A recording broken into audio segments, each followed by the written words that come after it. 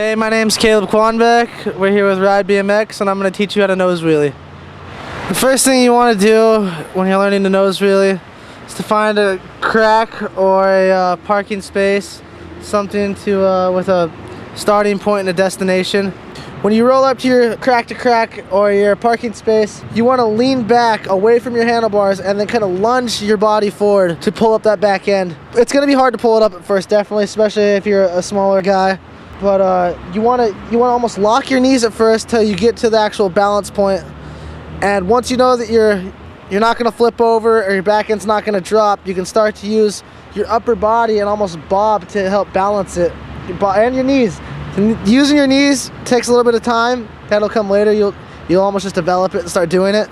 And your wrists also take place in this. If you feel like your back end's going to drop, you can almost use your wrists to push the back end back up so that it doesn't drop.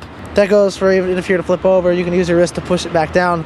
Your cranks when you're mid nose wheelie might move a little bit, like you might pedal down a little bit or back pedal a little bit. It's weird. I don't really know how it works or why it does that, but it does happen. For when you hop onto a ledge or a manual pad or anything of the sort, you want to make sure that you're hopping twice the height of the actual obstacle you're hopping onto, because you have to keep your back end up so high. When you feel your front tire about to hit the top of the obstacle, you want to use your wrist to push the bike forward so the back end stays up. You almost kind of just have to muscle it to really make it work.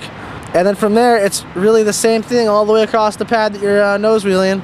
And when you pop off, you just want to make sure you're at an equal, like you're at a good balance point to where you're not going to flip over and your back end's not going to drop, because that can make you fall sometimes. When you flip over off of a obstacle, it's usually worse than on the flat ground. You'll flip over dozens and dozens of times, and that's what you need to do. You need to learn how to flip over. You need to learn how to not be scared of landing on your stomach or your hands. It's part of the process of learning the trick. And when that happens, all you got to do is turn your bars a little bit and just let go and hop right over. And that'll save you from a lot of pain and scratched up hands and knees. They really take a toll on your handlebars, dents, scratches. My bars are usually pretty jacked up from this maneuver.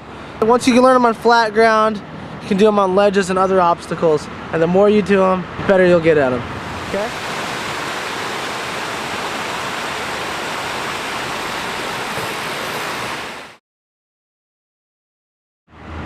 Once you can nose wheel 20 feet, you can do flares.